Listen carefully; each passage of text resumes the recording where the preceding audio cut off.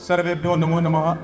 परम आदरणीय सभाध्यक्ष महोदय, निरंक्षीर विवेक निर्णायक मंडल एवं श्रोता रूपी प्यारे साथी, मैं कोटांक डी बार आज आप सभी के समक्ष आत्मज्ञान विषय पर अपने विचार साझा करने जा रहा हूँ। आत्मज्ञान दो शब्दों के मेल से बना है।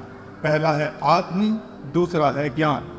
आत्म का अर्थ है स्व, निजत्व, आत्मा, और ज्ञान का अर्थ है अध्ययन, अवलोकन, निरीक्षण, अर्थात स्वयं के आत्मिक स्वरूप को सूक्ष्मता से जान लेना ही आत्मज्ञान है।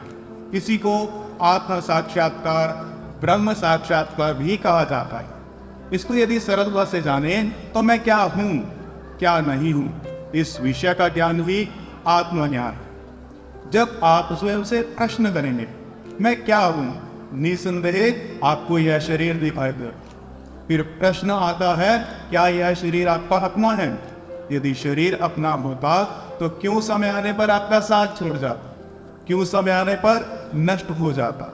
इसको और सूक्ष्मता से जाने तो इस शरीर को चलाती है प्राण, और ये प्राण ही उस परमात्मा के परम अंश आत्मा से जुड़े हैं जो कभी नष्ट नहीं होते। ये शरीर तो एकमात्र आवरण है। श्रीमद् भगवत गीता में भगवान श्री कृष्ण स्पष्ट कहते हैं, नैनम छिन्दन्ति शस्त्राणि नैनम दहति पावकः न चैनम क्लेदयन्त्यापो न शोष्यति मारुतः। अर्थात इस आत्मा को ना शस्त्र काट सकता है, ना अग्नि जला सकती है, ना इसे पानी गीला कर सकता है, ना हवा सुखा सकती है। जिस प्रकार हम स्वयं को ढकने के लिए ये वस्त्र धारण करते हैं और वस्त्र पुराने होने पर इन वस्त्रों का त्याग कर देते हैं, उसी प्रकार यह आत्मा स्वयं को ढकने के लिए इस शरीर को धारण करती है और शरीर के जीर्ण हो जाने पर इस पुराने शरीर को त्याग कर नए शरीर में प्रवेश कर जाती है। अतः यह आत्मा ही परम सत्य है, नित्य है, शाश्वत है। इसलिए इस आत्मा का संतोष भी हमारा परम कर्तव्य होना चाहिए। परंतु हम लगे हैं भौतिक संसाधनों में सुख खोजने, जो वास्तविक सुख है ही नहीं।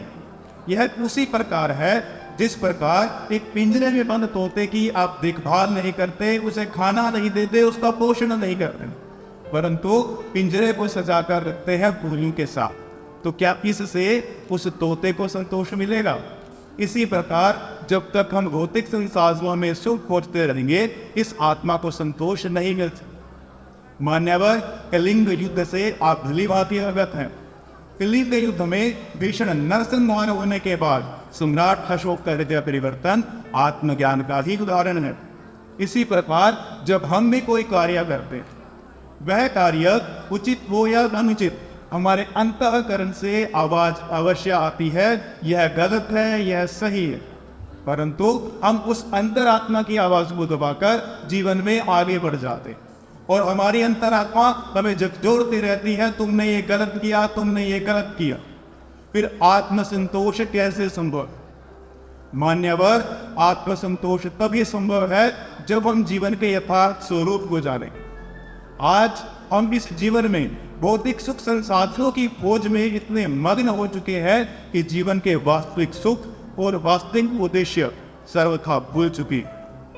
आत्मज्ञान ही वह मार्ग है जो हमें काम, क्रोध, लोभ, मोह, ईर्ष्या, दंभ, अहंकार इत्यादि विकारों से दूर ही नहीं ले जाता, बल्कि हमें हमारी आंतरिक शक्तियों से, आंतरिक कमजोरियों से अवगत भी करवाता है।